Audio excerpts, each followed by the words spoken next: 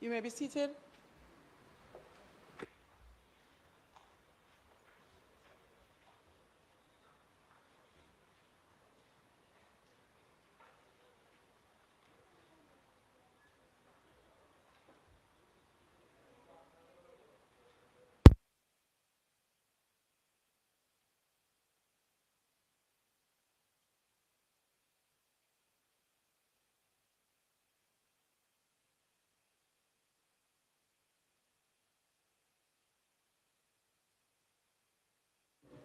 This honorable House now resumes its sitting.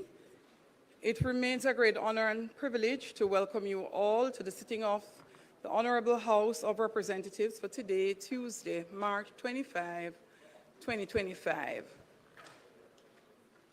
This is particularly for the conclusion of the 2025-2026 budget debate by the Honorable Minister of Finance and the Public Service.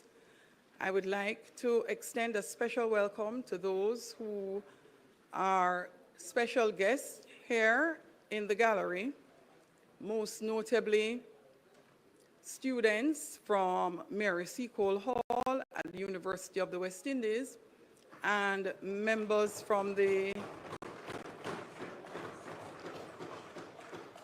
representing from the Ministry of Finance, and to all of those joining us online via the various social media platforms, PBCJ live stream, welcome to the Parliament. Call of the roll. Mr. Clark. Here. Mr. Bartlett. Dr. Holness. Dr. Chang. Mrs. Williams. Ms. Grange. Mr. Mackenzie. Mr. Chuck. Mr. Vaz. Dr. Tufton. Mrs. Malahoo Fort. Mr. Green. Mr. Charles Jr. Mr. Matthew Samuda. Mr. Morgan. Mrs. Cuthbert Flynn. Mr. Main. Mr. Davis, Mr. Terry Long, Mr. Hutchinson, Mr. Witter, Dr. Dunn, Mr. Brown, Dr. Brownberg, Dr. Charles, Mr. Chin,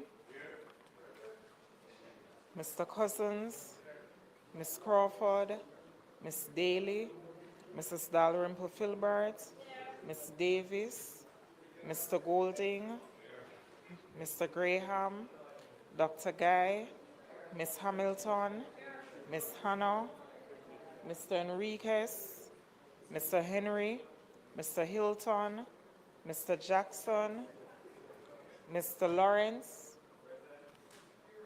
Ms. Lee, Mr. Miller, Mr. Montague, Ms. Morrison, Mrs. Nita Garvey, Mr. Paulwell, Mr. Phillips, Dr. Phillips, Mr. Robertson, Mr. Robinson, Mr. Carl Samuda, Mr. Shaw, Mr. Siblis, Mr. Slowly, Mr. Smith, Mrs. Vaz, Mr. Warmington, Dr. Wheatley, Mr. Williams, Mr. Wilson, and Mr. Wright. Thank you, Madam Speaker. House Leader.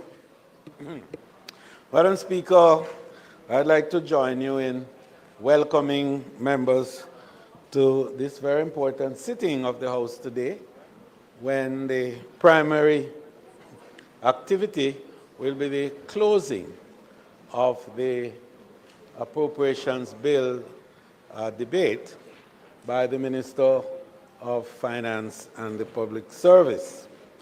Madam Speaker, I wish also to join you in welcoming the members of the public that have joined us in the gallery, particularly those from the good constituency of Eastern St. Andrew, a constituency that I have more than a familiar relationship with.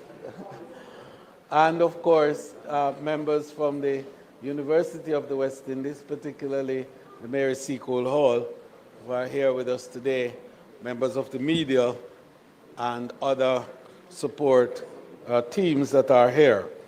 Madam Speaker, the agenda today, as I indicated, will primarily consist of some tidying up matters which the Minister of Finance has to do in regards to one or two items which she will do immediately ahead of her presentation, and then the closing. And again, we expect in the standard that she has set in her record-breaking performance last week, that she will continue in that vein today. May it please you, Madam Speaker.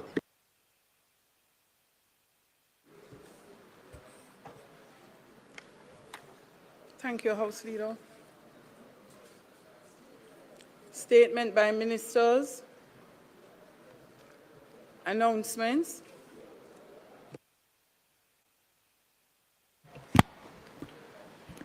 Laid on the table of the House are the following. Annual report of the National Health Fund for the financial year 2021-2022 and its ministry paper number 10 of 2025 entitled Annual Report of the National Health Fund for the financial year 2021-2022. Annual report of the National Health Fund for the financial year 2022-2023 and its ministry paper number 11 of 2025 entitled Annual Report of the National Health Fund for the financial year 2022-2023. The General Consumption Tax Amendment of Schedules Order 2025 under the General Consumption Tax Act and under the Auditor General's Department Certified Appropriations Account, first head 42,035 at the Department of Government Chemists for the year 2020-2021, and under head 42,035, the Department of the Government Chemists again for the year 2021-2022, and head 72,000 at the Ministry of Local Government and Rural Development for the year 2022-2023. Thank you. Bills brought from the Senate, petitions, papers, reports from committees, notices of motions given orally. Minister of Finance. Madam Speaker, Madam Speaker, I beg to give notice that at the next meeting of the House, I will move to introduce and have read a first time a bill shortly entitled the Large-Scale Projects and Pioneer Industries Tax Relief Act 2025.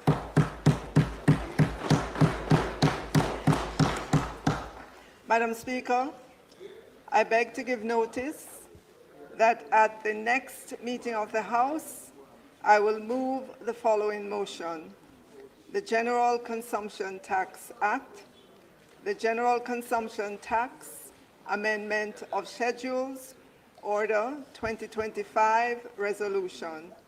Whereas, by virtue of Section 61 of the General Consumption Tax Act, hereinafter referred to as the Act, the Minister may, by order published in the Gazette, amend the schedules to the Act. And whereas the schedules to the Act specify the general consumption tax and the special consumption tax imposed on the supply in Jamaica or the importation into Jamaica of goods and services, and whereas on the 19th day of March 2025, the Minister made the General Consumption Tax Amendment of Schedules Order 2025, and whereas it is provided by Section 62 of the Act that an order amending the schedules to the Act shall be subject to affirmative resolution of the House of Representatives, and whereas it is desirable that the General Consumption Tax Amendment of Schedules Order 2025 be affirmed by resolution. Now, therefore, Be it resolved by this honorable House as follows. The resolution may be cited as the General Consumption Tax Amendment of Schedules Order 2025 Resolution. The General Consumption Tax Amendment of Schedules Order 2025 is hereby affirmed. Madam Speaker, I further beg to give notice that at a later stage today, I will move for the suspension of the standing orders to enable me to take this motion. Thank you, Minister. Questions and answers to questions. Motions that may be made at the commencement of public business requiring notice. Motions relating to the sitting of the House. Motions for leave to introduce bills. Presentation of bills without leave of the House first obtained. Minister.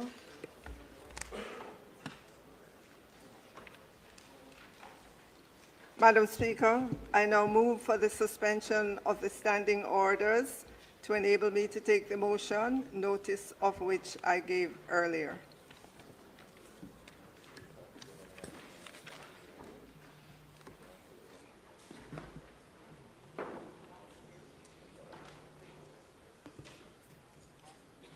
Members, the question is that the standing orders be suspended to allow the minister to take first reading of the bill. Those in favor? Those against? The ayes have it. That is as it relates to large-scale projects and Pioneer Industries Tax Relief Act 2025.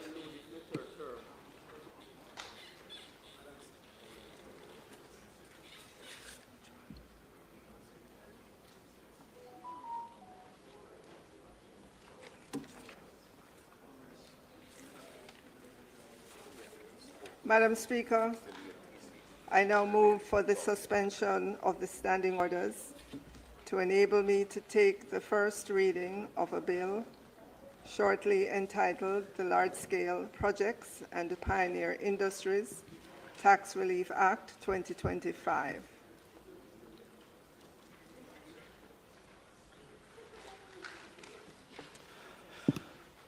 A bill shortly entitled the Large-Scale Projects and Pioneer Industries Tax Relief Act 2025, read a first time. Minister. Madam Speaker, I now move that a bill shortly entitled the Large-Scale Projects and Pioneer Industries Tax Relief Act 2025 be read a first time. A second time, sorry, be read a second time.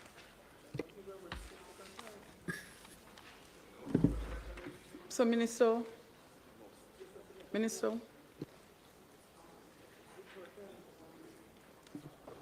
Marshall, a moment, please.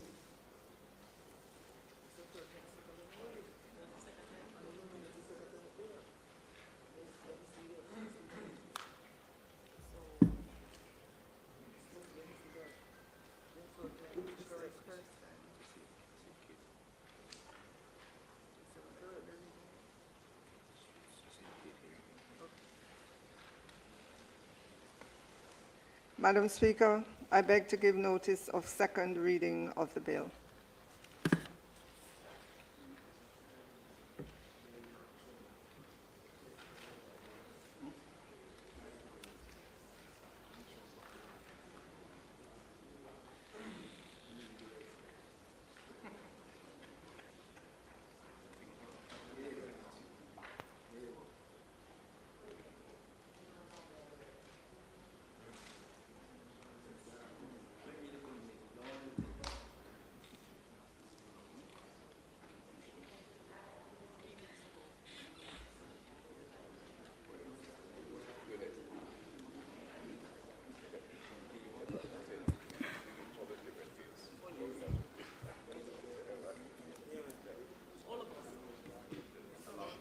House Leader, Public Business.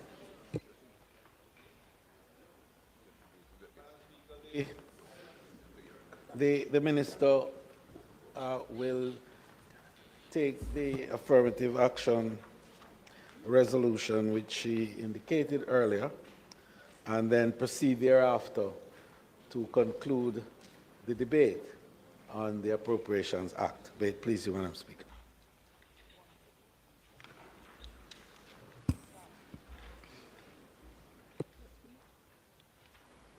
Thank you, House Leader. Minister. Madam Speaker, I now move for the suspension of the standing orders to enable me to take the motion, notice of which I gave earlier. So, Minister, if that's okay, I will take the general consumption tax. The question is that the standing orders be suspended to enable the Minister to take the motion, notice of which she gave earlier. Those in favor? Aye. Those against? The ayes have it. Madam Speaker, the matter before us is the general consumption tax, amendment of Schedules Order 2025, and its resolution, which supports revenue measures for financial year 2024-2025, included in Ministry Paper number 11/24. The measures being proposed are aimed at bolstering the private security industry amidst the increase in targeted attacks on entities providing armored cash courier services, in addition to ensuring compliance with Jamaica's international trade obligations. Madam Speaker, I will give an overview of the measures. The first measure revises the tax structure for the importation of armored cash courier vehicles. Madam Speaker, the numerous gun attacks, ambush, and robbery attempts on the armored cash courier industry has negatively impacted the private security industry. These attacks have impacted the companies providing cash courier services by significantly increasing their operational risk and exposing frontline officers to harm. The attacks have also had a negative effect on the routine servicing of automated banking machines, hampering the delivery of cash to the general public.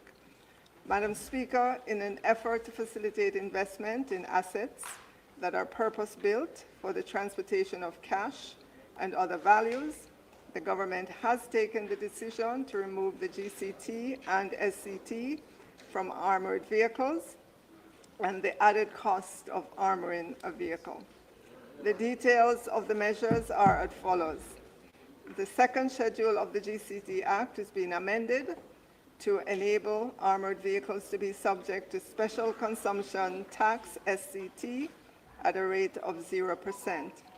This will apply to armored vehicles with a cost, insurance, and freight CIF value in excess of US $33,000 to be utilized in providing an armored cash courier service, and the added cost of armoring a vehicle, that is, to render the vehicle fit for use as an armored vehicle for the specific use as an approved cash courier. This Honorable House, Madam Speaker, is asked to note that Part 1 of the third schedule is being amended to exempt from GCT payment armored vehicles with a cost, insurance, and freight CIF value in excess of $33,000 to be utilized in providing armored cash courier services.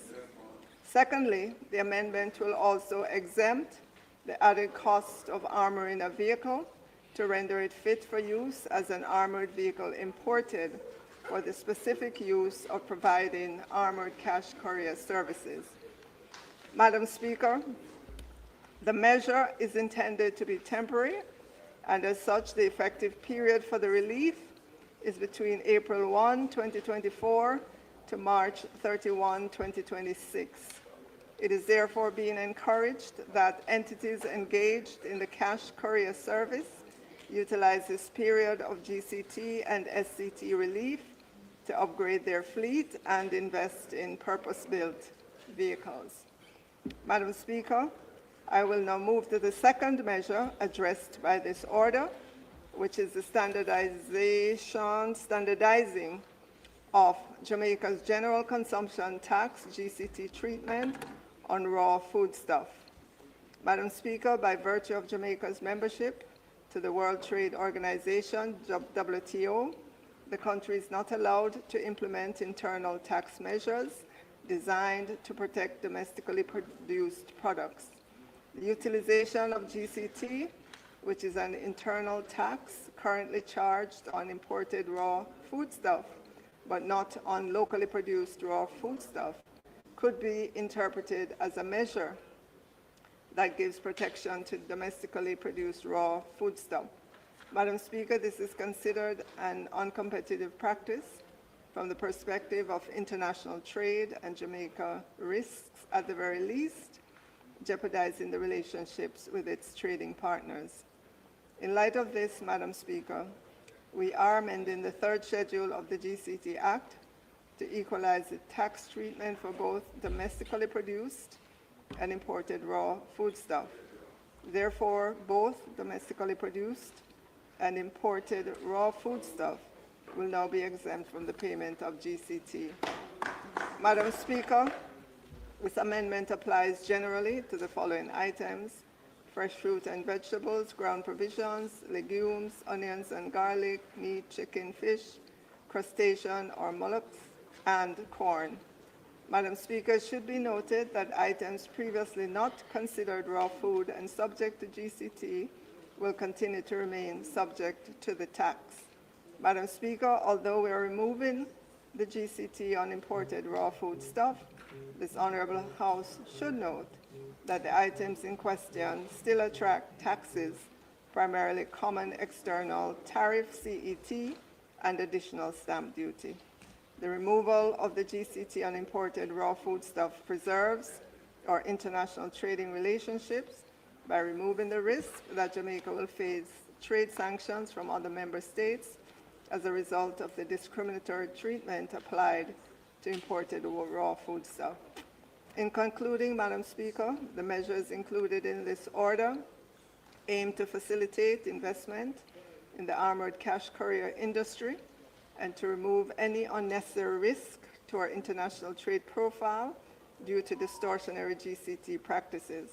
The House is therefore being asked to approve the General Consumption Tax Amendment of Schedules Order 2025 resolution.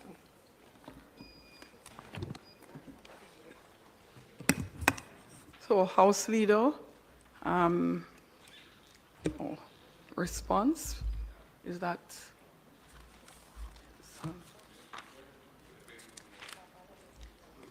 Member from St. Andrews Southeastern will respond. Thank you very much, Madam Speaker. On the first measure, the opposition has no objection to it. We recognize the importance of cash in our society, and we're fully aware of the number of incidents where cash courier companies have been attacked, people have been killed, and the impact that that has had on the ability of banks to restock their ATM machines and ensure that there's adequate cash. So any measure which facilitates those companies having more armored trucks is certainly something that we would support, and we do. Madam Speaker, on the second measure, we do have concerns about the removal of GCT on imported raw food items. My first question to the Minister: can you indicate which countries, if any, raise an objection to this? And did these objections take place within the ambit of the World Trade Organization, which has a process to deal with objections of this nature? And if you could indicate where within the process that objection got to and whether there was a resolution. I raise this because the removal of GCT on imported items has the potential to negatively impact the local agricultural sector. Notwithstanding what anybody wants to say, we know that developed countries subsidize their agricultural industry to an extent that we don't, very heavily. And while I assume there was some pressure brought on the government to undertake this measure, we operate, trade operates within a rules-based environment. So I want to know who raised the objection, where within the WTO process we got to, what was Jamaica's defense, whether the advice taken to remove the GCT was something done in consultation with the AG's department and other stakeholders, because we don't have a level playing field in this world, and we don't want to undertake measures which will negatively impact our local industry. I know this was introduced by your predecessor. We raised the concerns then. There really wasn't any satisfactory answer provided as to why we were being forced to take this measure. But now that we are here, I would like some answers on that particular issue.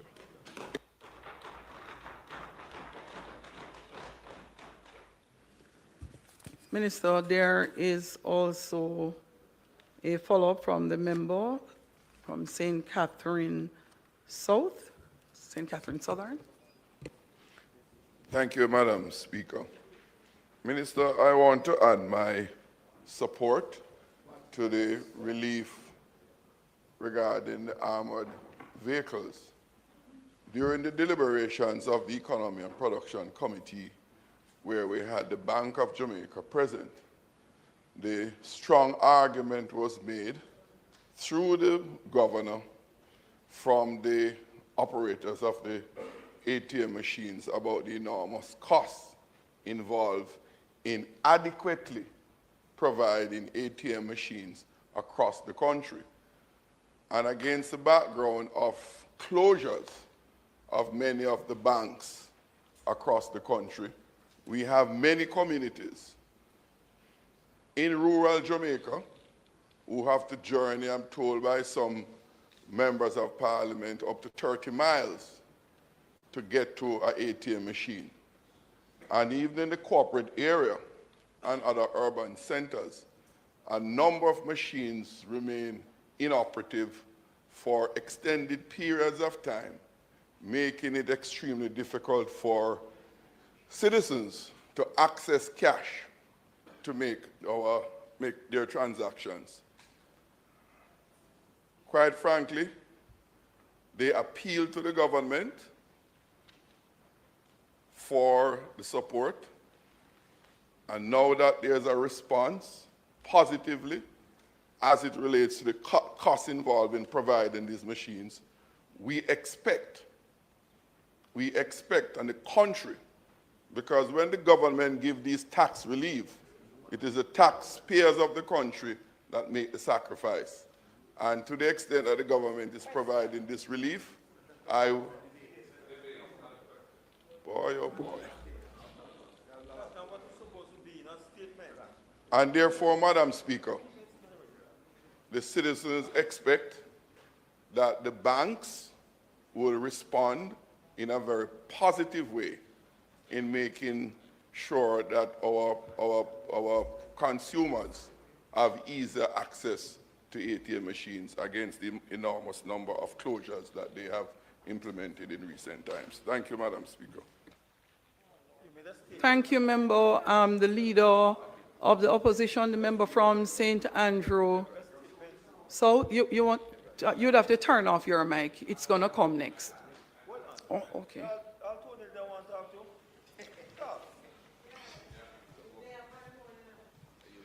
Member from St. Andrew Western.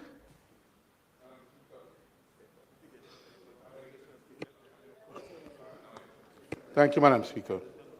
Madam Speaker, I'd like to, first of all, I support the measures on the courier, and I want to adopt this sentiment attached by my colleague from St. Catherine South East. St. Catherine South. Madam Speaker, I want to address the situation as it regards the removal of GCT and agricultural items, including the listing contained in the resolution.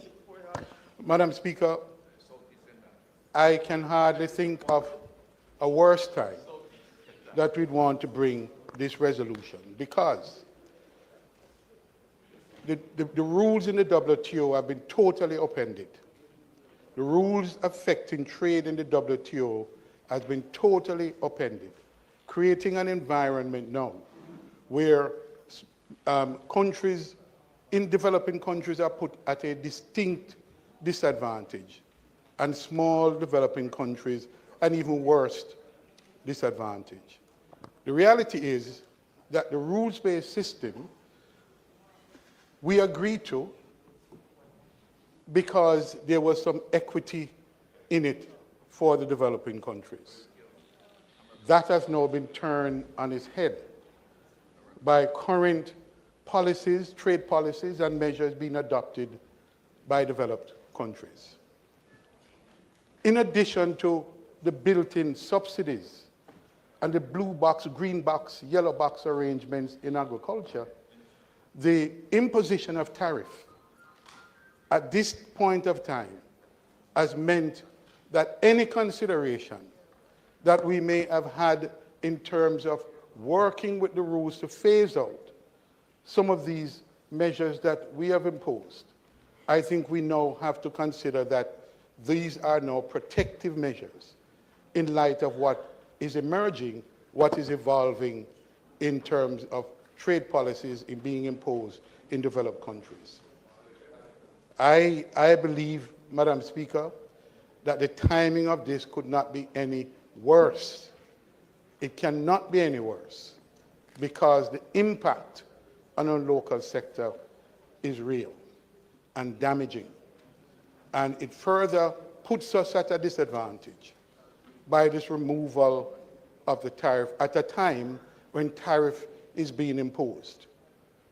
And not only tariff, my understanding is that it's tariff and other measures are being imposed.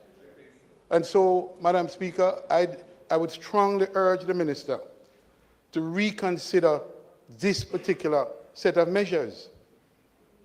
Reconsider them because it will further put the agricultural sector at a further disadvantage. The timing of it is simply, we have yet to understand the full extent of the measures that are being proposed and what are the implications for our economy in general and the agricultural sector in particular.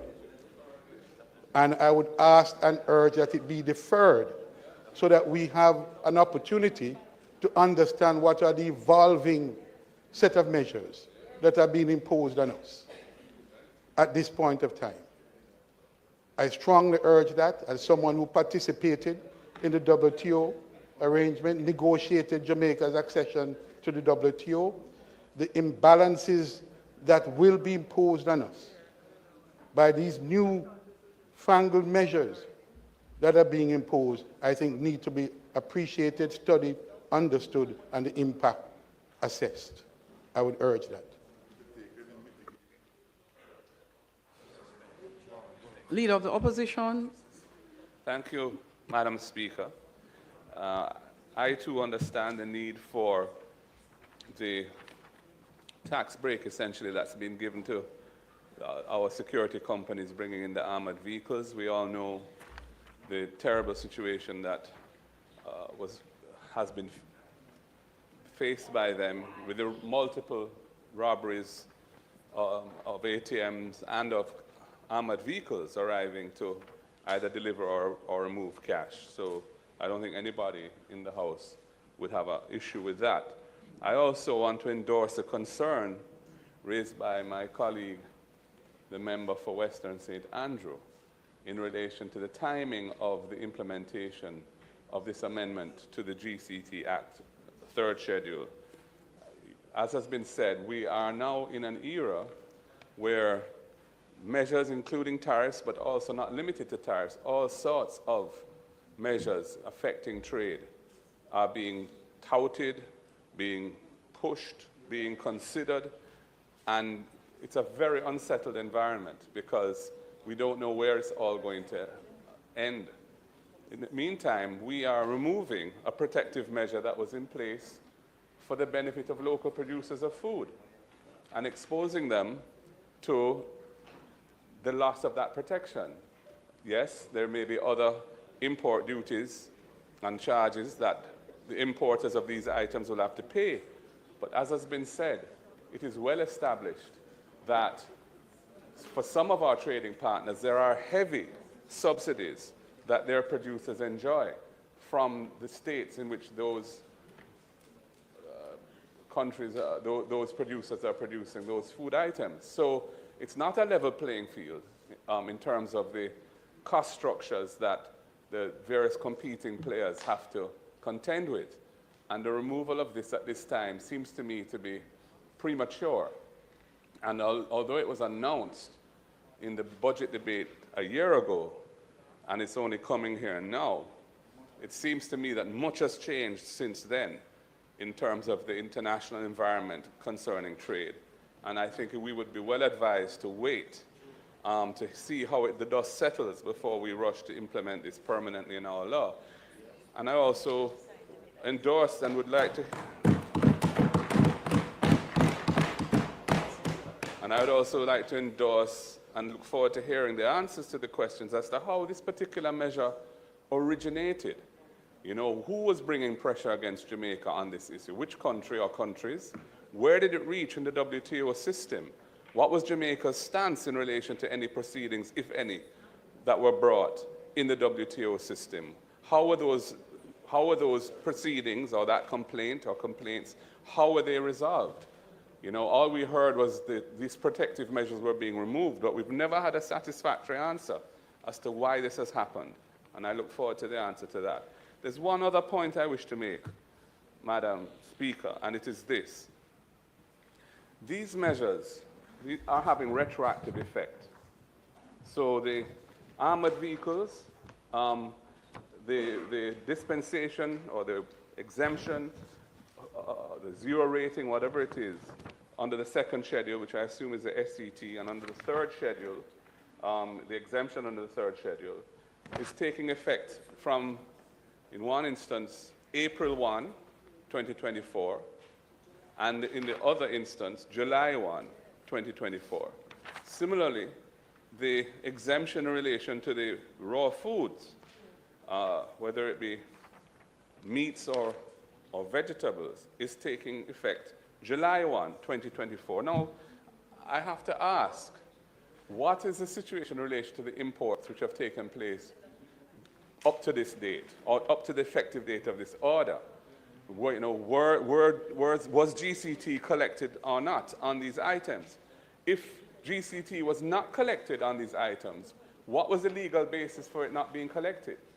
Because I'm not aware of any provisional collection of tax act orders coming here to, for approval to implement on a temporary basis these measures. Normally, under the provisional collection of tax act, the minister can vary a tax or levy a tax, but it lasts for a finite period of time and then expires unless it comes here and is approved by the House. No such orders have come in relation to this, to the best of my knowledge. So my question is, what was the situation in relation to these imports during the period from these dates, which they're the effective dates of the order, April 1 in some instances, July 1 in others from last year, up to the time of the effective date of this order. And this order is dated March 19th. And I believe it takes effect on that date, subject to being approved here affirmatively. So I want to know, was GCT collected on these imports in the intervening period? If the answer is yes, what was the, or if the answer is no, it was not collected, what was the legal grounds or basis upon which it was not collected by customs at the wharf? And if it was collected, with this measure now taking effect retroactively, what is going to happen to the revenue that was collected? Are we now exposed to having to refund these people for the GCT that was paid on these imports? There's a lot to be answered in relation to this, Madam Speaker, and I look forward to hearing the responses, or perhaps we should suspend the debate of this measure to give some time to the Minister to look into these very important issues. I thank you, Madam Speaker.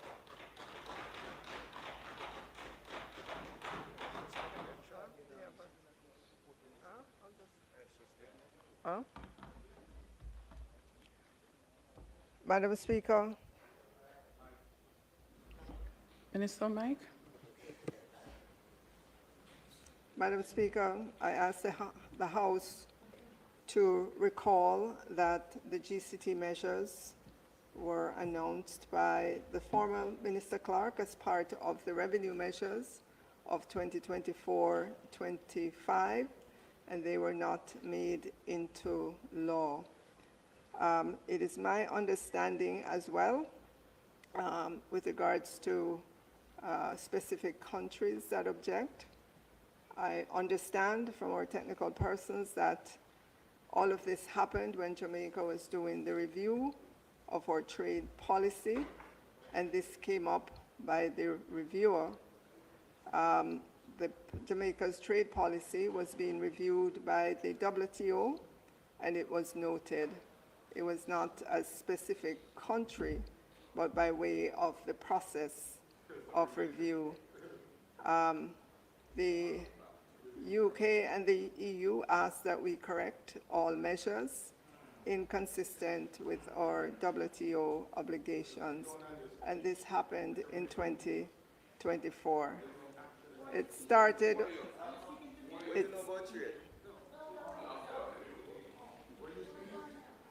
so it started, Madam Speaker, with the WTO reviewer in November of 2023, and UK and EU comments occurred in July, August of 2024. Madam Speaker, there are some other questions that the members asked. In order to get those responses, Madam Speaker, I'm going to ask that the debate be suspended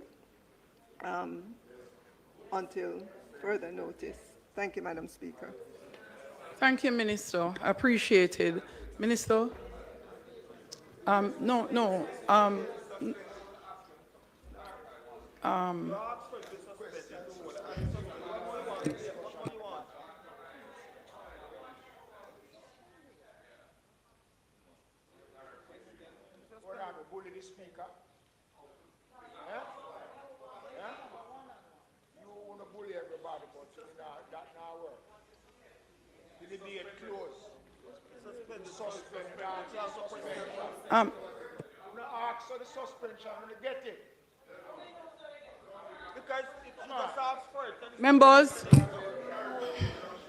Members, no. So you can't stop and speak. Members. Our funds drop out today.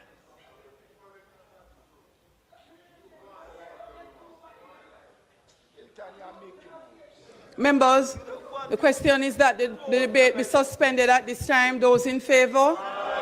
Those against? The ayes have it. Minister? I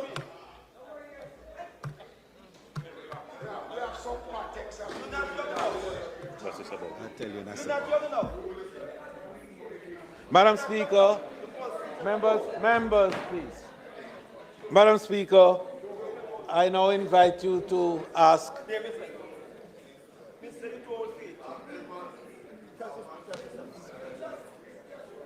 Members, please. Members. Madam Speaker, I now invite you to ask the Minister of Finance and Planning and member for St. Andrew Eastern to close the debate on the Appropriations Act. May it please you, Madam Speaker. Thank you, House Leader. The Honorable Fayval Williams, MP, Minister of Finance and the Public Service, will now close the debate.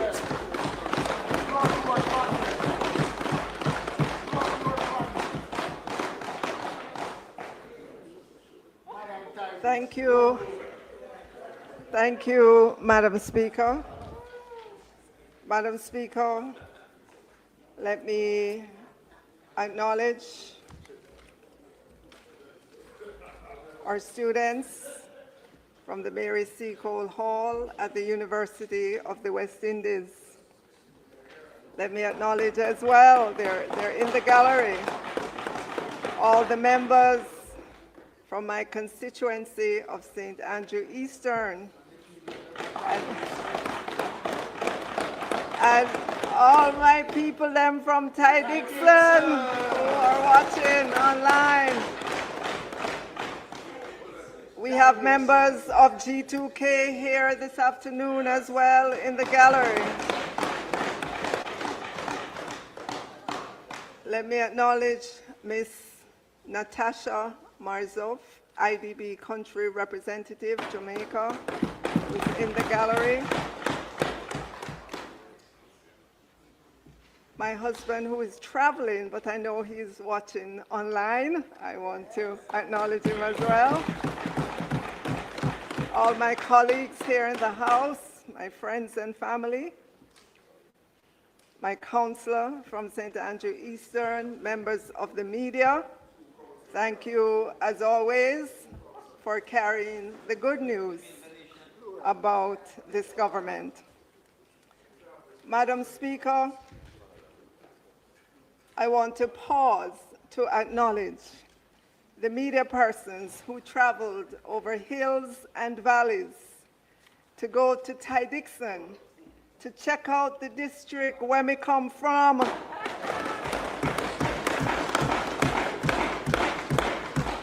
And to write a nice article about Ty-Dixon and me.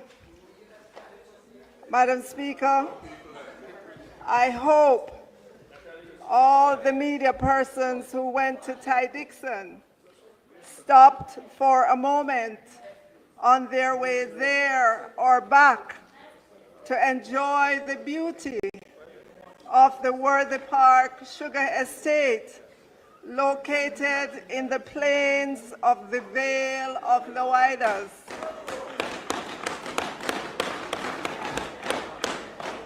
With its unending acres of sugarcane as far into the horizon as you can look.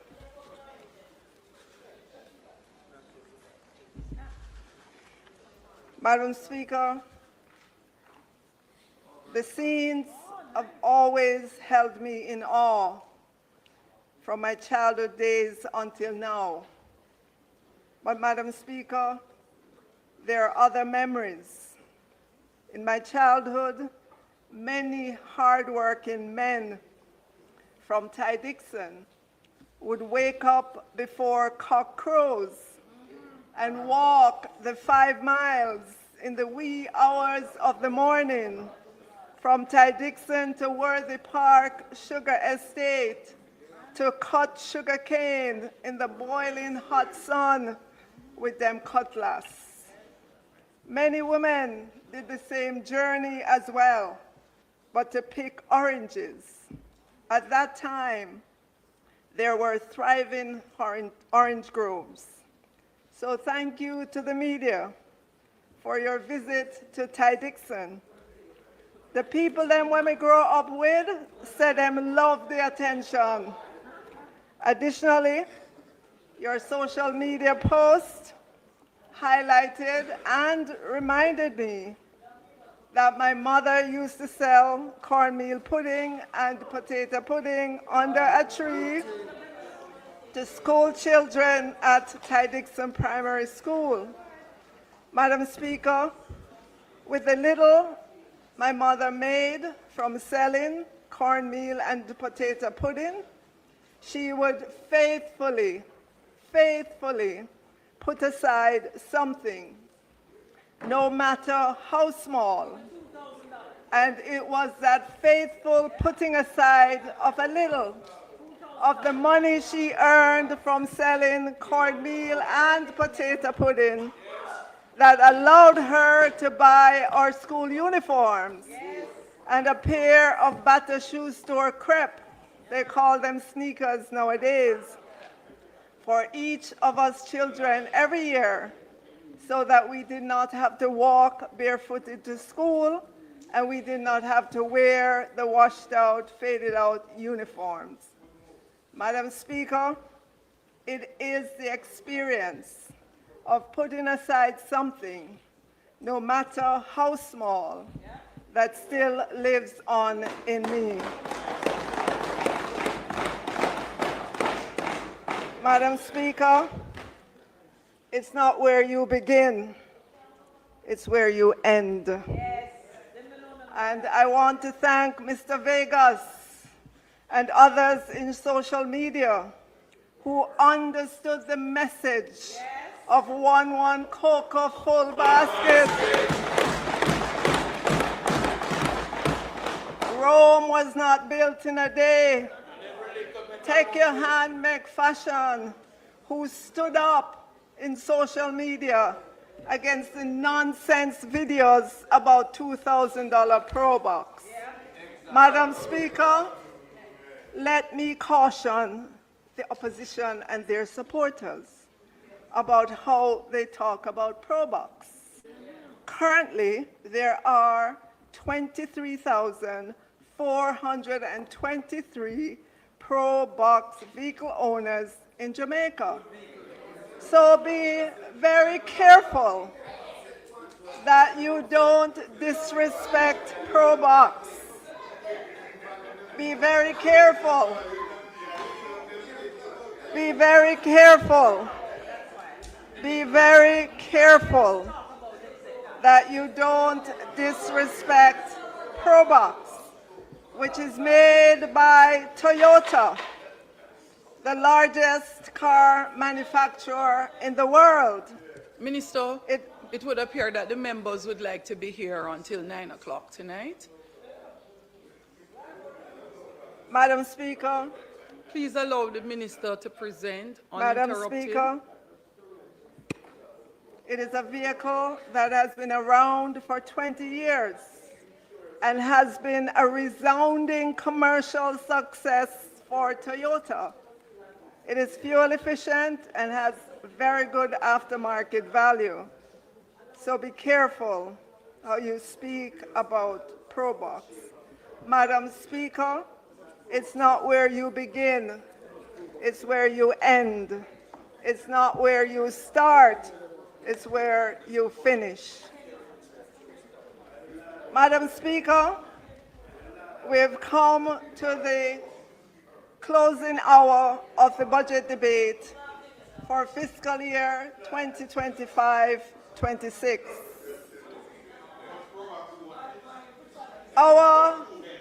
Madam Speaker, our Prime Minister, the teacher, the professor, the builder, has given us a history lesson that should be required reading for all of us so that we do not repeat the failed policies of the opposition, not the experiment with democratic socialism where everything is owned by government, not the hyperinflation years of 1973 to 1991 with inflation ballooning to 80%, not FinSoc that cost us US $3.4 billion, not the freeing up of the foreign exchange market without adequate foreign currency reserves. Madam Speaker, those are only some of the failed policies when the opposition was in government that are still reverberating today, meaning the impact of the failed policies are continuing and still have serious negative effects. Madam Speaker, we're not making excuses. These failures are hard for our economy to overcome. They are the equivalent of putting 100-pound weights on our athletes and saying to them, run and win gold medals in champs and the Olympics. Impossible, Madam Speaker. So, Madam Speaker, when we remind people about history and the failed policies of the opposition when they were in government, it is to help them to understand that we have not totally freed our economy of the drag on GDP growth that those failed policies still have up to today. Madam Speaker, if we did not have FinSoc deal to deal with, think of how much better off we would be as a country. think of all the resources we would have at our disposal to invest in economic growth. Madam Speaker, the Prime Minister has made the National Housing Trust a big part of his growth agenda that will continue to bring decent housing to all who are in need. Madam Speaker, my one word for the Prime Minister's presentation is brilliant.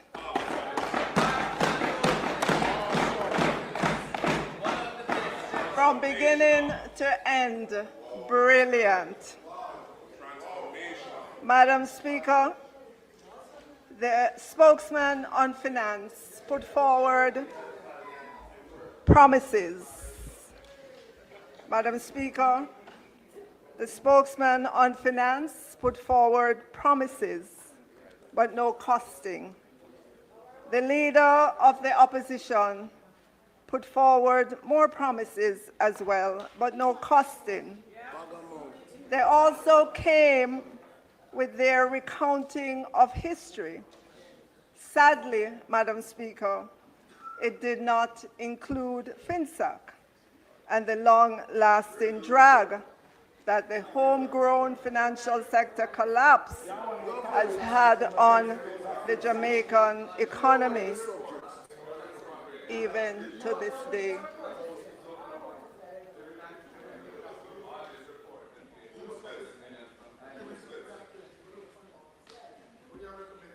Madam Speaker, in both of their speeches, not a word was said about FinSAC, not an apology, not an acknowledgement. It was as if FinSAC never happened. Madam Speaker,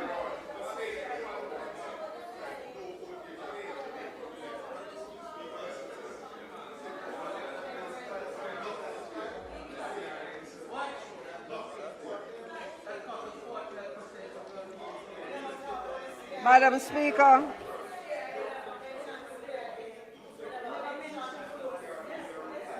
Madam Speaker, Members,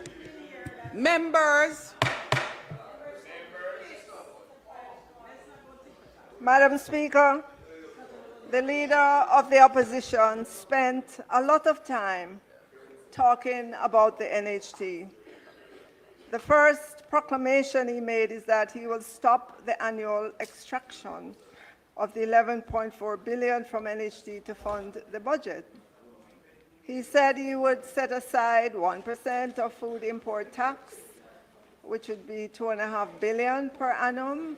He promised employers an increase in the employer tax credit to 40% from 30%. He went to town, Madam Speaker, decrying securitization. Right? The government is taking future revenues today, All told, between opposition leader and spokesman, they made promises upon promises upon promises. But did they give the Jamaican people any idea of how much those promises would cost? And whether or not that they would have to cut back on something to do what they're promising? No. They said they are united with fresh ideas and solid plans, ready. But let's see if indeed that would be the case. Madam Speaker, allow me, Madam Speaker, to demonstrate to the people of Jamaica that the promises from the opposition would create FinSAC 2.0.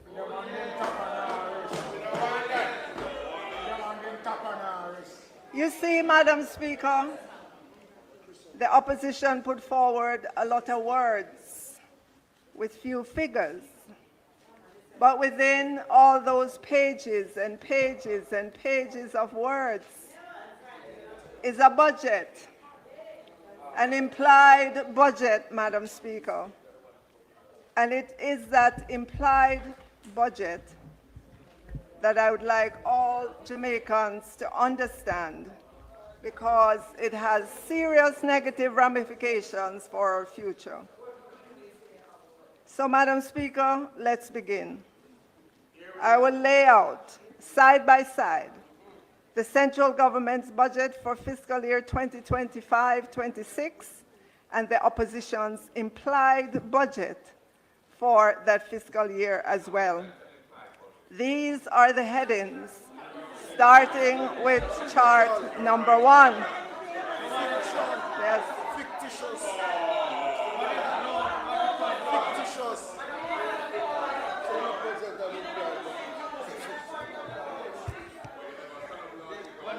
Madam Speaker, I rise.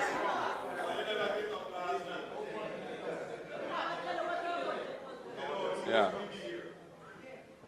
Madam Speaker, I rise on a point of order because the minister is misleading the House.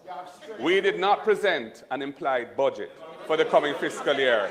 We presented our proposals, our policy commitments for the next PNP government. And we have never said that they will be implemented in the current fiscal year. They are...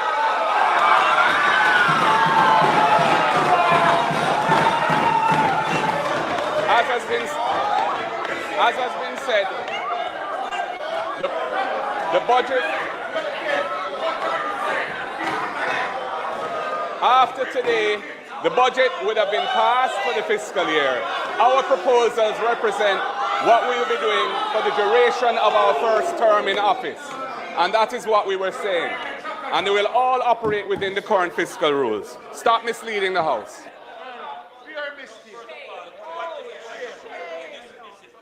Dismiss it. That is no point about it. Turn on our mic.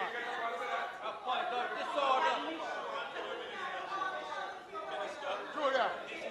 Julia.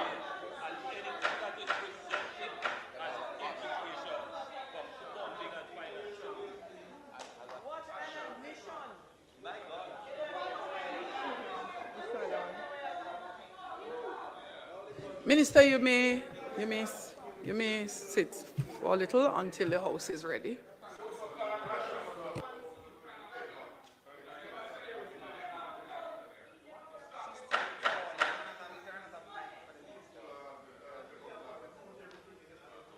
One cousin. Relax on the speaker rule, you know. One. You can't run from this, you know. Members, let me remind you, the public is hearing nothing of this discourse. Nothing of this discourse. If you're not on the mic, you're not being heard. So could we allow the Minister of Finance to conclude or to close the debate? Minister of Finance.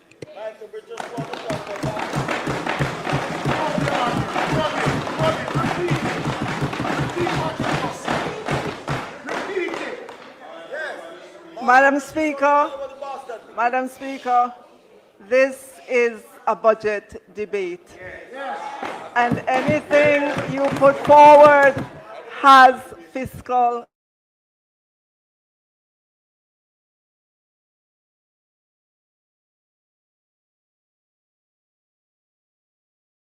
Speaker, allow me to the people of Jamaica that the promises from the opposition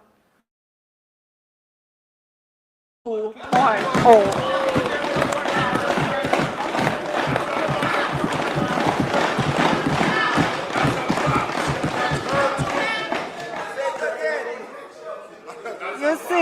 You see, Madam Speaker, the opposition put forward a lot of words with few figures.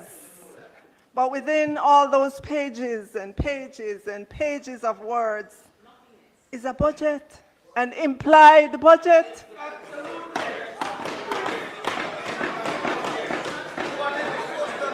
Madam Speaker,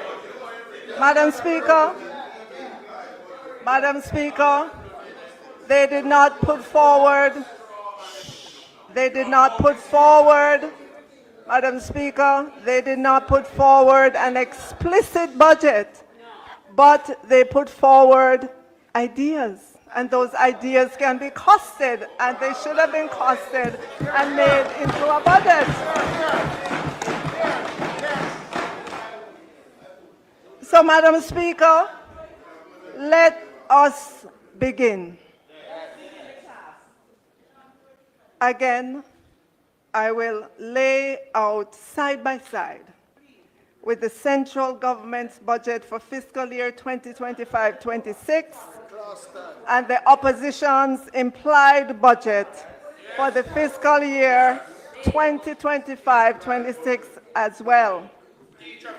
So, Madam Speaker, as I indicated last week, the tax revenue that the central government is projecting, Madam Speaker, I do need some protection from the noisy gallery over there.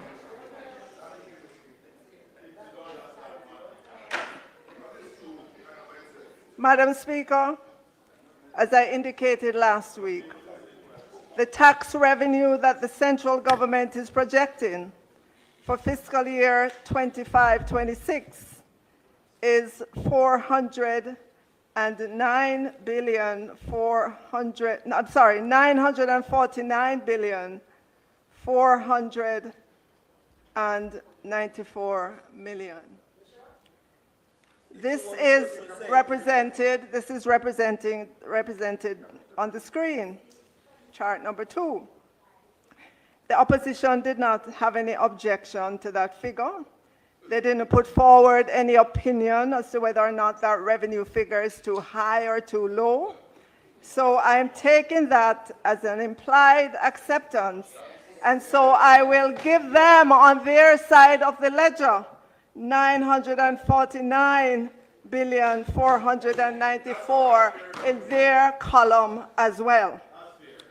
Our tax revenues represent a 5.9% increase over what we collected for fiscal year 2024-25. That is coming to a close. That's a little bit above inflation, no wild assumptions, plus, Madam Speaker, we already subtracted all the give-ups in that figure. It's not to come. We took it out of the revenue projections already. And that cost was $9.2 billion. That's the cost of the good news that we presented, yes. So, Madam Speaker, I'm going to add that back to the opposition's column because, to be fair, those were our give-ups, not theirs, right? So we're going to put it back there. Right, those are, right, so we put it back. We put it back on their side of the ledger, right? Yes. So, in the next chart, we move on to the next line item in the budget, non-tax revenues. These non-tax revenues, Madam Speaker, they include the 11.4 billion from NHT. They include asset sales, any share sales, for example, Trans-Jamaica.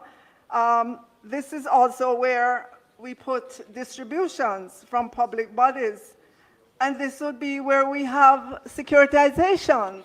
They don't like that, so they can't get it. No, Madam Speaker, do you remember how the opposition leader declared that he would stop extracting the 11.4 from NHT, and that securitization is us taking revenues from the future to spend in the present, and something about, and you know, yes.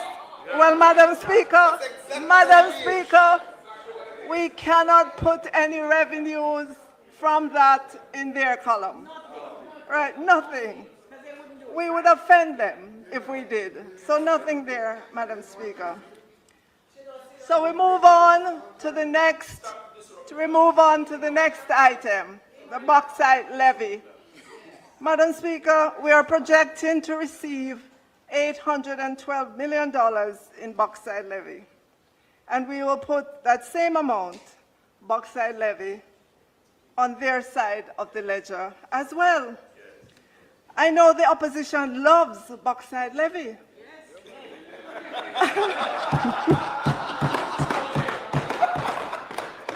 They may even want to increase this number in their explicit, not their implied, their explicit budget. Yes. Because it was Michael Manley-led government who, after all, took on the transnational bauxite companies and imposed the 1974 bauxite levy.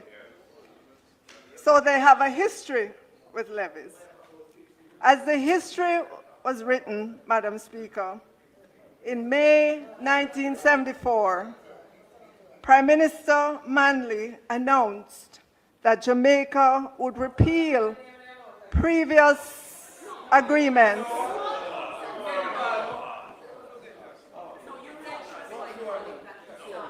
Madam Speaker, as the history was written, in May 1974, Prime Minister Michael Manley announced that Jamaica would repeal previous agreements with the bauxite companies and impose a production levy on all bauxite either exported from or processed in Jamaica.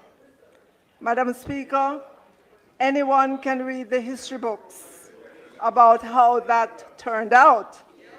Revere Bauxite Company closed its shutters little more than a year later on August 19, 1975. Reynolds folded and left Jamaica in 1984. Alcoa also temporarily closed its gates in Clarendon on February 6, 1985. Yes, Madam Speaker. Yes, Madam Speaker. Jamaica did get increased earnings from the bauxite levy, which went from US $19.2 million in 1973 to a whopping US $180 million in 1974. But, Madam Speaker, the levy also moved the cost of Jamaican bauxite from being the cheapest to the most expensive worldwide. In an article entitled "The Bauxite Levy 40 Years On, Who Let the Puss Out of the Bag?" the author quoted Dr. Davis and economist Dennis Morrison as saying that Jamaica has little to show from the bauxite levy, and that the country suffered through ill-fated projects and misspending of the bauxite levy funds, which were lodged to the Capital Development Fund. The upshot of all of this, Madam Speaker, is that bauxite companies began increasing their investments, not in Jamaica, in other bauxite-producing countries, and Jamaica consequently lost its position near the top of the ratings as a world-leading producer. Another failed policy of the opposition. And as the bauxite left Jamaica, so did high-paying jobs. The opposition spokesman has some nerve, Madam Speaker, talking about low-paying jobs now.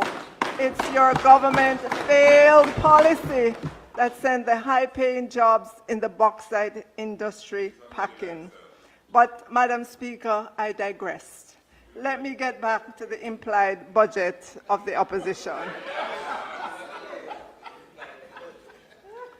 All right, so the next line item is capital revenue.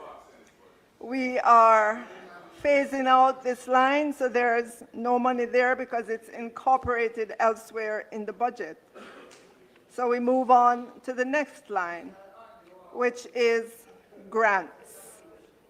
We're projecting to receive $5.9 billion, call it $6 billion in grants. We will put that on the ledger of the opposition as well. So those are the revenue items, Madam Speaker. On our side, we expect to see revenue and grants of $1 trillion, 96 billion, and 83 million. On the opposition side of the ledger, they have an implied budget of an implied revenue of 965 billion, 443 million, because they don't want any securitization or NHD contribution or other non-recurring revenues. They especially don't like securitization.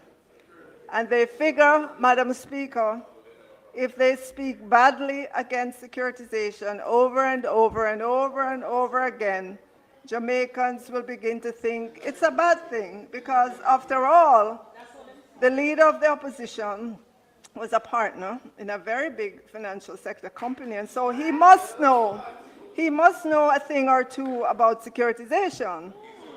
And if he says he doesn't like securitization, then, you know, Jamaicans probably would conclude that something is wrong with securitization.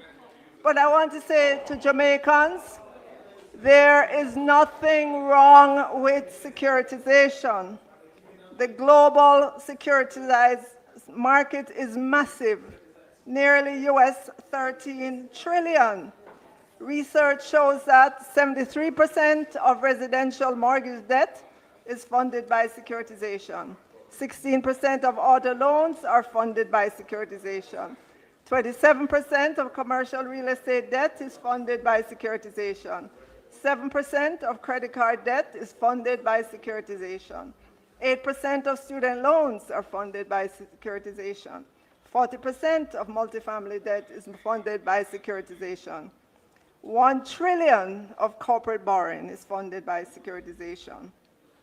The securitization market, while having roots in the late 18th century, with debt securitization, was modernized with the structured financing of mortgage pools in the 1970s and has grown significantly since then. So, Madam Speaker, I believe the opposition leader can stop now trying to drum all the negatives into the heads of Jamaicans about securitization. House Leader, the member's time for speaking has expired. Madam Speaker, the member's time for speaking having been expired, I beg to move that the minister be granted sufficient time to allow for the completion of her presentation. May it please you, Madam Speaker. Thanks, House Leader. The question is that the minister be allowed sufficient time to complete. Those in favor? Those against? The ayes have it. Minister. Thank you, Madam Speaker. Madam Speaker, we now move to the costing of the give-ups, the promises the opposition announced. So, Madam Speaker, the spokesman on finance said that they would pay back the asset tax that is levied on the financial sector in 5 payments. So first, Madam Speaker, the spokesman on finance would have to stop taking the asset tax before he can start paying back for what was taken. Otherwise, he would never finish paying back.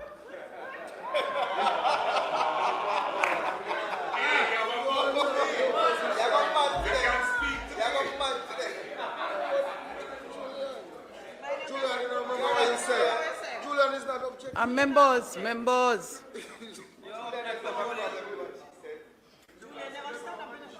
A point of order. The member for South East St. Andrew said nothing about giving back asset tax. He talked about phasing out the tax over 5 years. not giving back the revenue already collected in 1 year. The minister is again misleading the House, and she must stop doing it. On securitization, I never said that securitization is in itself wrong. I said the use of the proceeds to fund the recurrent budget, using future revenue to meet today's expenses is what is wrong. And she's again misrepresenting the position. So, Leader of the Opposition, members, please, Leader of the Opposition, I hope you'll appreciate that this is not a cross debate. And members, I am ruling, and the ruling stands. So, Opposition Leader, you have been allowed the leeway to rise on a point of order twice, to offer some clarification to what was said. Members,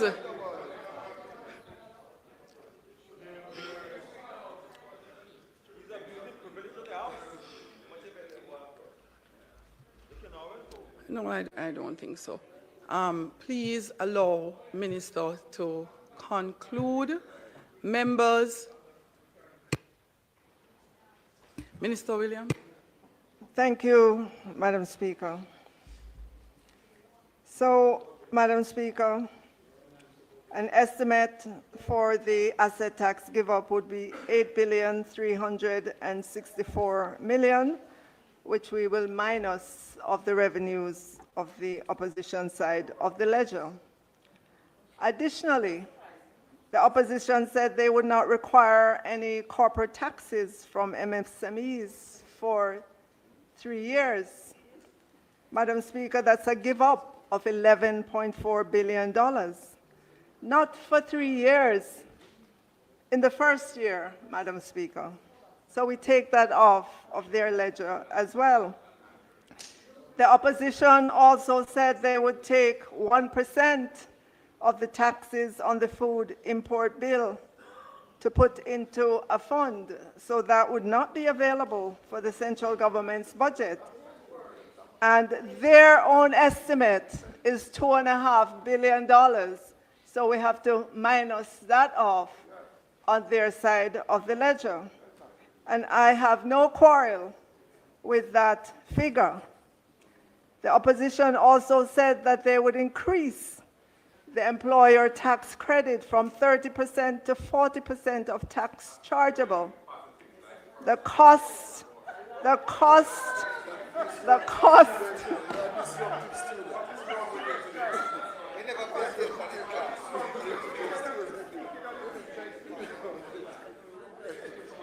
So the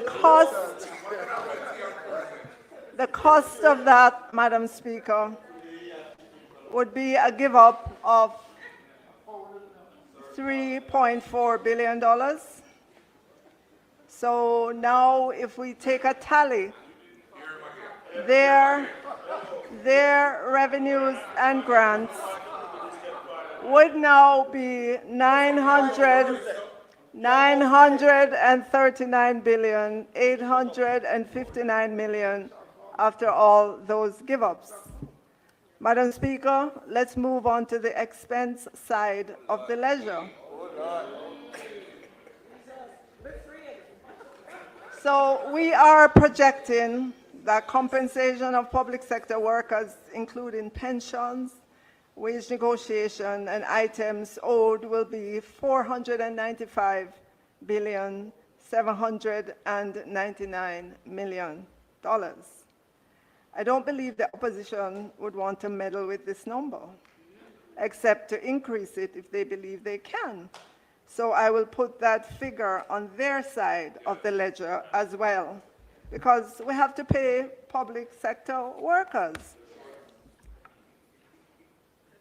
We get to the next line item under the expenses, the recurrent programs.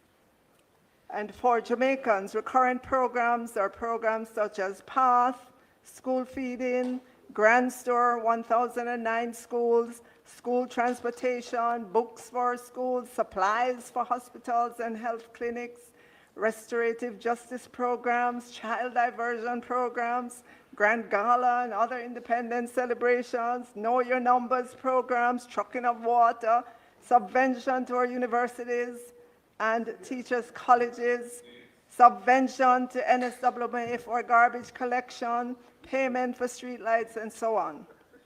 You get the gist of what is in this figure of $359.4 billion. And Madam Speaker, every dollar of it is already allocated to something. The notion that there is all this discretionary money is just that, a notion. Every dollar in the budget is allocated. The opposition would be free to look at these programs and decide which ones they're not doing or which ones they will cut back on because those are the only decisions that are available. So in the meantime, we put the $359.4 billion on the side of the ledger for the opposition as well. So we move to capital spending. We're estimating that we will spend $62.6 billion, Madam Speaker. We would love to spend more, but we have to work within a budget. And I will use the same figure for the opposition. If they want to cut it, keep it, or increase it, that's their prerogative. So we come to another tallying point.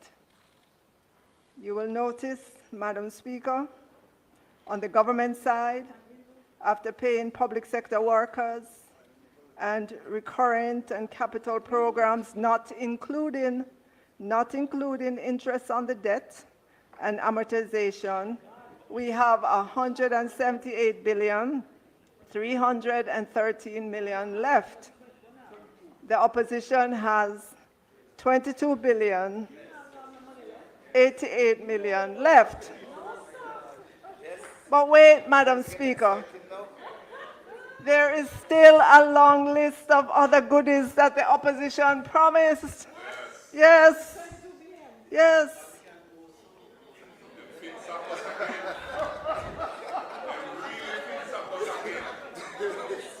The opposition promised to raise standards in early childhood and primary schools.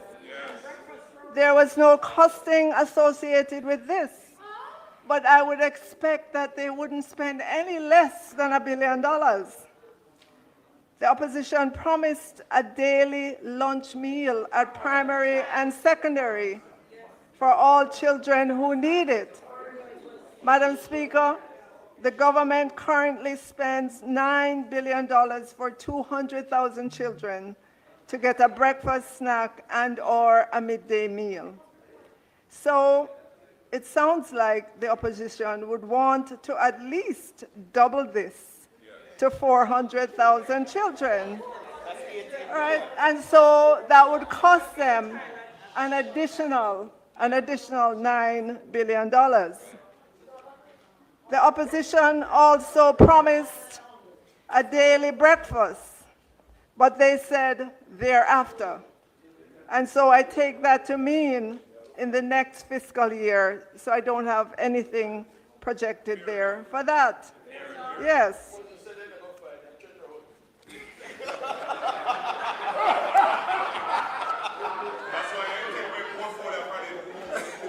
Madam Speaker, the opposition promised transport subsidy for 50,000 students over 3 years. In this upcoming fiscal 2025-26, that would cost an additional $428 million, just using the current figures for the 7,500 children for whom the government provides transportation. The opposition also promised to increase funding for special needs, but no one knows how much. And so I don't think that they would want to invest less than $1 billion in our special needs students. So there it is. Then electricity. They too want to tackle energy poverty. and put renewable grid in communities, among other things. No cost was associated with this, but I'm going to put $2 billion because when we announced our $1 billion prepaid meter, house wiring and inspection and $4,000 credit per month program, the opposition said it was not enough. Right? So add another billion, right? Okay.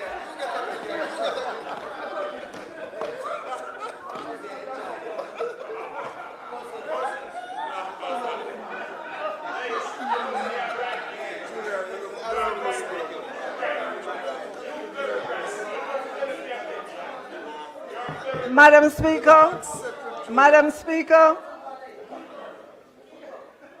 the opposition explicitly said that they would give $1 billion to the creative industry. So that is on the side of their ledger as well. Now this one, Madam Speaker, one full scholarship for a university degree per family. Madam Speaker, I had to get out my Excel spreadsheet to do this one.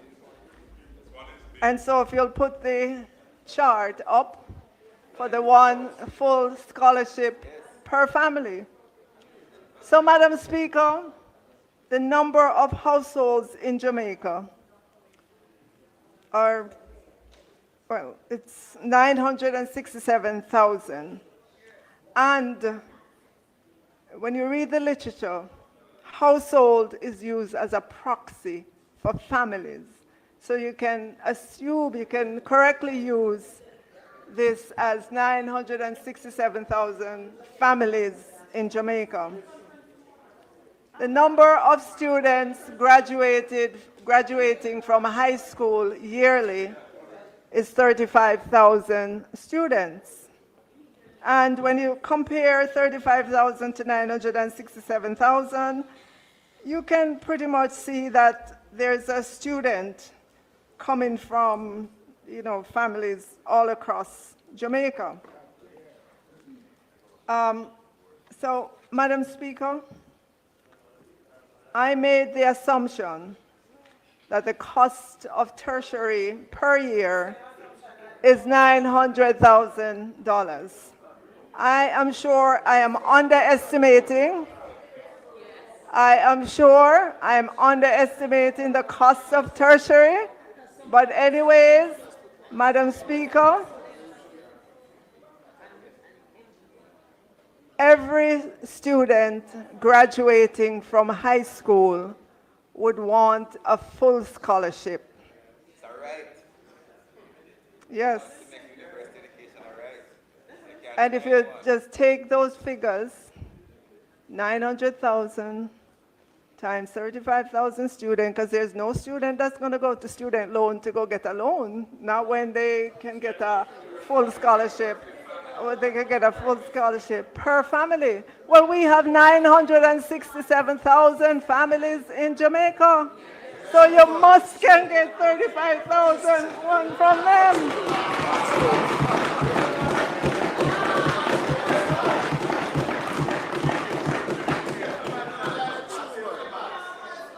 And so, Mr. Speaker, when you take that and do the multiplication, other than saying one per family, Madam Speaker, there were no other stipulations, nothing.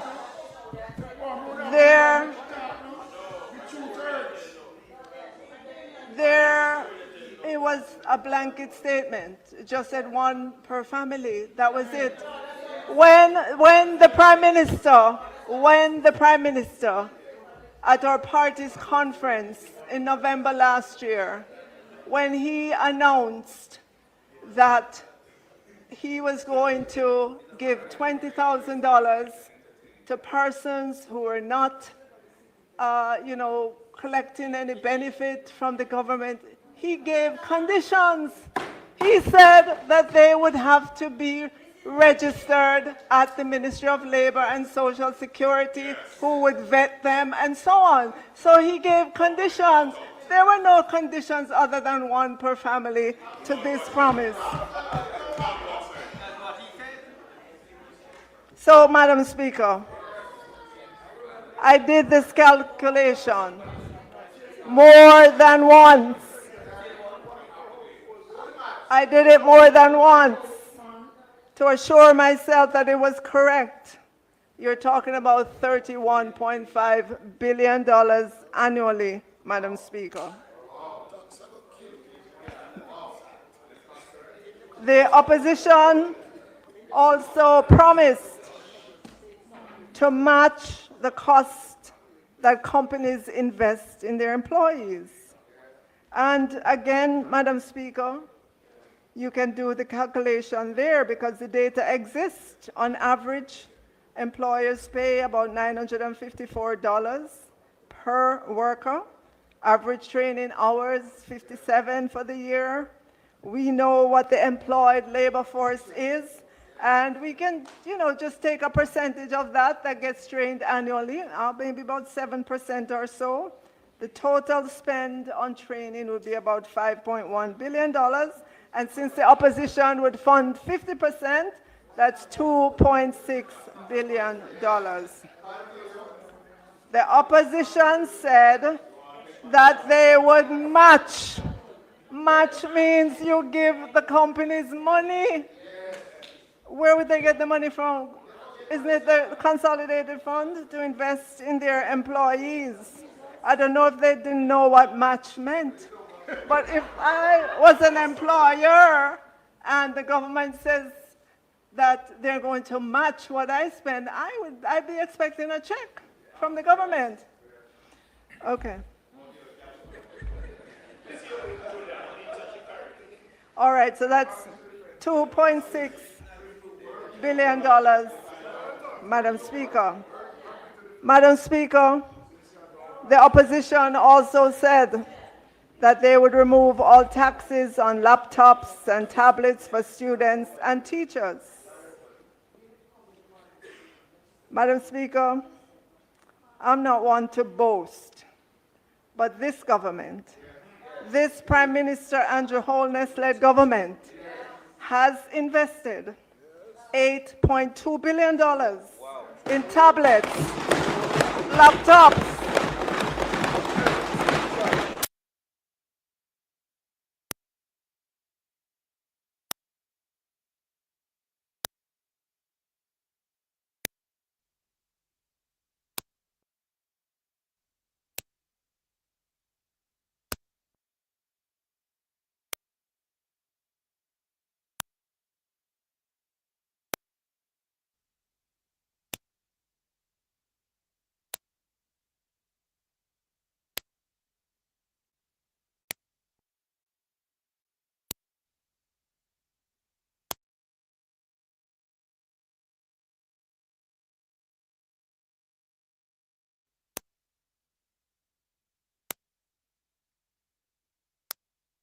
and other devices for students, teachers, and classrooms. Since COVID 2020, this government has issued out, free of cost, to students, teachers, and installed in classrooms 198,323 laptops, tablets, interactive panels, projectors, specialized equipment since we have been in government. Madam Speaker, since 2020, we've been rolling out broadband internet service to schools at no cost to parents or teachers or students.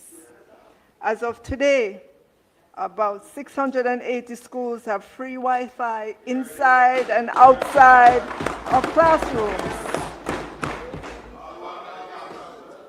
And when we're done, every school will have Wi-Fi inside and outside.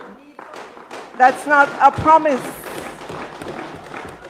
That's a commitment. and we back it up with an annual allocation year in, year out. And oh yes, Madam Speaker, how could I forget? We have 379 community Wi-Fis or hotspots right across Jamaica. At the last count, the Social Development Commission, the SCC, the principal community organization agency working with communities, said there are 775 communities across Jamaica.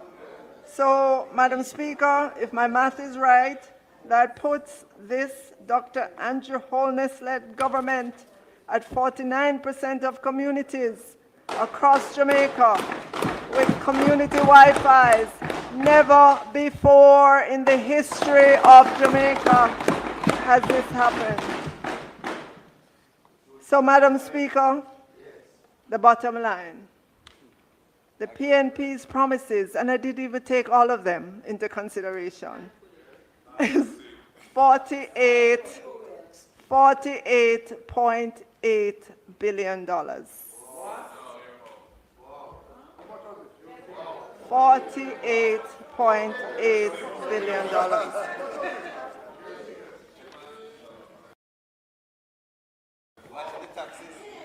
So,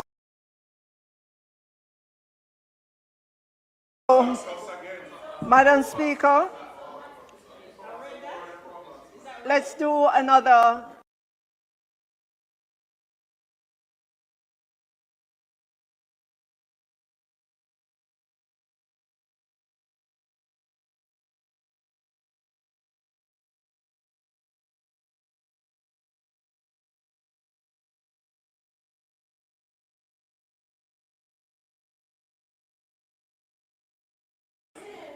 So, Madam Speaker,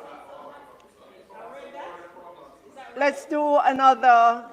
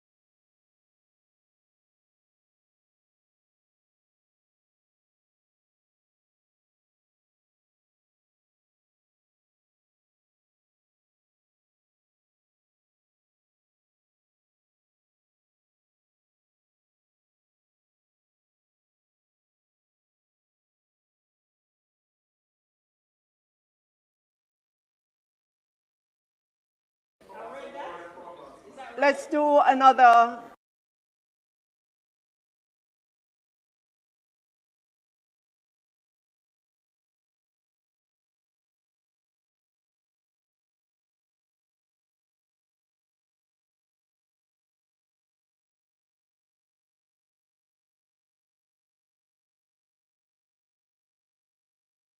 We're losing the feed from the parliament, so what we're going to do, we're going to end the live feed.